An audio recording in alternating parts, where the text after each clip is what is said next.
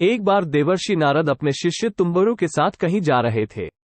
गर्मियों के दिन थे। एक प्याव से उन्होंने पानी पिया और पीपल के पेड़ की छाया में जा बैठे। इतने में एक कसाई वहां से 25-30 बकरों को लेकर गुजरा। उसमें से एक बकरा एक दुकान पर चढ़कर मठ खाने लपक पड़ा। उस दुकान पर नाम लिखा था शगाल चंद सेठ। दुकानदार का ध्यान जाते ही उसने बकरे के कान पकड़कर 2-4 घूंसे मार दिए।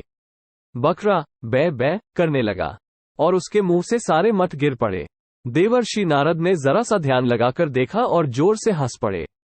तुम्बरु पूछने लगा, गुरुजी क्यों हंसे? उस बकरे को जब घूंसे पड़ रहे तब तो आप दुखी हो गए थे, किंतु ध्यान करने बाद आप हंस पड़े।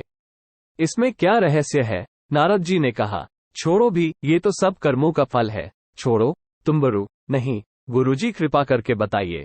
नारद जी कहते हैं, इस दुकान पर जो नाम लिखा है शगालचंद सेठ, वो शगालचंद सेठ स्वयं बकरा होकर आया है। ये दुकानदार शगालचंद सेठ का ही पुत्र है।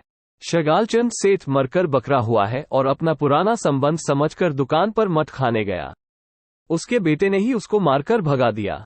मैंने देखा कि 20 बकरों में से कोई नहीं गया, और यह क्यों गया कमबख्त, इसलिए ध्यान करके देखा तो पता चला कि इसका पुराना संबंध था।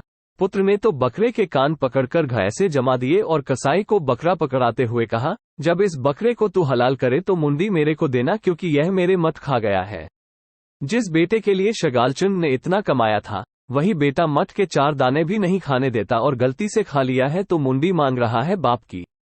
इसलिए कर्म की गति और मनुष्य के मोह पर मुझे हंसी आ रही है कि अपने अपने कर्मों का फल तो प्रत्येक प्राणी को भुगतना ही पड़ता है, और इस जन्म रिश्ते नाते मृत्यु के साथ ही मिट जाते हैं, कोई काम नहीं आता।